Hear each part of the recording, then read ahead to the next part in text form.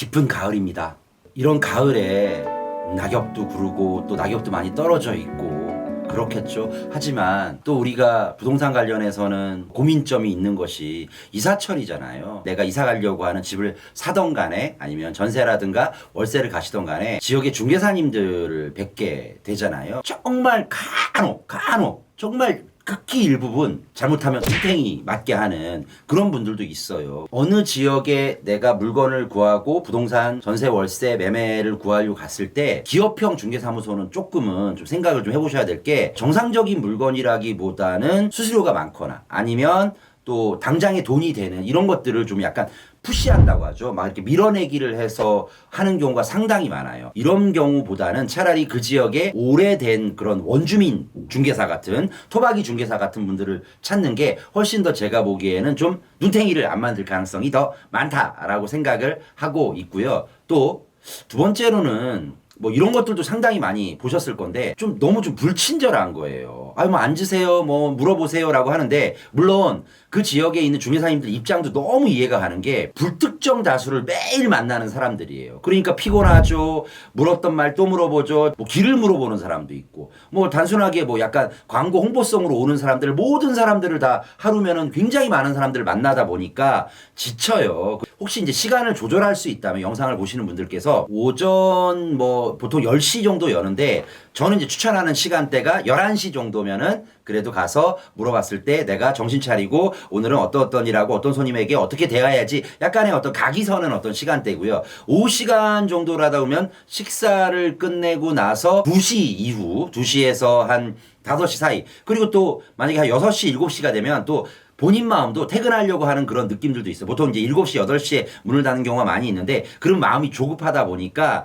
좀 성심성의껏 어떤 상담이라든가 매물에 대한 안내 같은 걸 받기가 좀 어려워요. 중개사분들도 동네마다 다 있긴 하지만 어떤 분들은 너무 좀 무뚝뚝하고 불친절한 분들이 없잖아 있는 건 사실이거든요. 이런 데는 조금 자제하는 것이 좀 거래를 안 하는 것이 어떻겠느냐라고 하는 경우도 있고요. 세 번째로는 이런 분들도 있어요. 나만 믿고 따라와.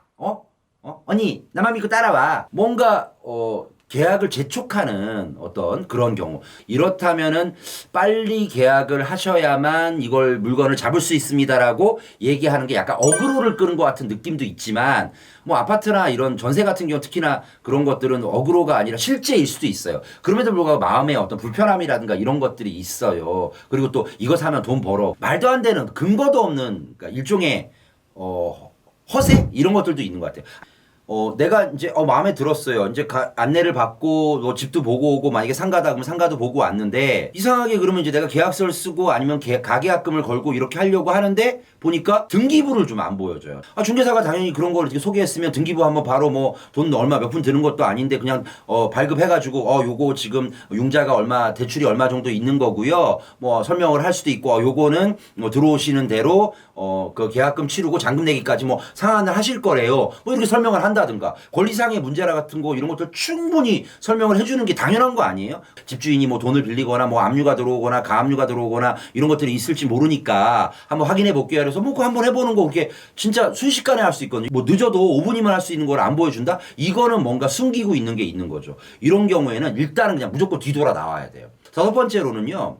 막상 이제 계약서를 쓰고 계약금을 보내잖아요. 아니면 이제 계약서 쓴 이후에 중도금이라든가 잔금을 보내려고 하는데 보니까 그러지 마시고 이거는 사실은 소유권자는 A라는 사람인데 실제 이걸 관리하고 투자한 사람 B라서 B 계좌로 입금해 주세요. 등기부에 있는 실제 소유자라든가 매도자의 계좌가 아니라 실질 소유자의 계좌로 입금을 해주면요. 이거는 법적으로 피해가기가 어려워요. 나중에 사기를 당한다. 그러면은 나는 정확하게 정상적으로 현재 등기상의 소유자에게 어떤 계약의 모든 조건이라든가 뭐 계약금을 낸다든가 뭐 중도금을 낸다든가 잔금을 내는 모든 계약의 조건을 이행했다라고 주장하기가 상당히 입증하기 어렵기 때문에 당연히 등기부하고 계약서 쓸 때에 소유자하고 이름을 매치를 대조를 하고 그리고 또 계좌번호 불러준 것에 대한 계좌번호와 은행과 그다음에 계좌번호 상에 있는 그 예금주하고 이렇게 세 가지가 다 일치를 해야 되는데 이게 하나라도 일치 안 하잖아요. 이거는 문제가 있는 계약이에요. 계좌라든가 이런 것들이 뭔가 다르다. 이거는 아무리 내가 조급하고 직구하기 어렵고 하더라도 이거는 절대 양보해서는 안 되는 거예요. 여섯 번째로는요.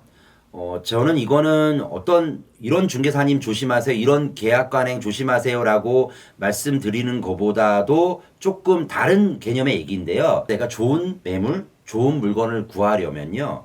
약간은 공을 들이는 게 맞긴 맞잖아요.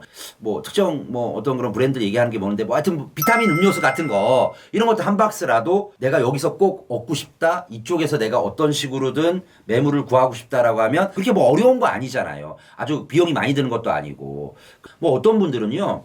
이런 경우도 있어요. 임장이라고 하잖아요. 현장 답사를 가서 매물 알아보고 할 때 봉투 몇 장을 준비를 한대요. 그래서 그 흰 봉투에다가 참 이 금액이 좀 그런데 제가 딱 그것도 정해 드릴게요. 우리 영상을 시청하시는 분들을 위해서 그냥 10,000원이면 좀 이상한 것 같고 살짝 너무 좀 그렇고 한 20,000원 정도.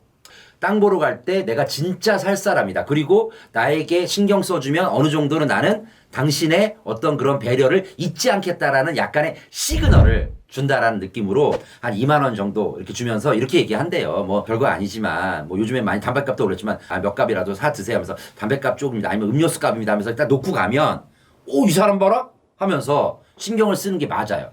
그래서 이런 어떤 약간의 배려, 그다음에 간단한 어떤 그런 기념품 아니면 그런 간단한 음료수 이런 것들도 상당히 중요하지 않겠나라는 것입니다.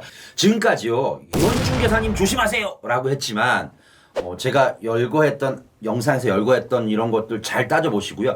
굉장히 기본인데도 안 지키는 분들 많고 그냥 급하다고 서둘러서 하시는 분들 많으니까 주의하시면서 또 특히 가을에 이사철 살 분들 새 얻을 분들 이런 분들이 있으니까 잘 참고하셔서 슬기롭게 모든 것들이 사고 없이 이루어지셨으면 좋겠습니다. 어쨌든 아름다운 가을날 좋은 시간들 되시기 바랍니다. 지금까지 황TV였습니다. 감사합니다.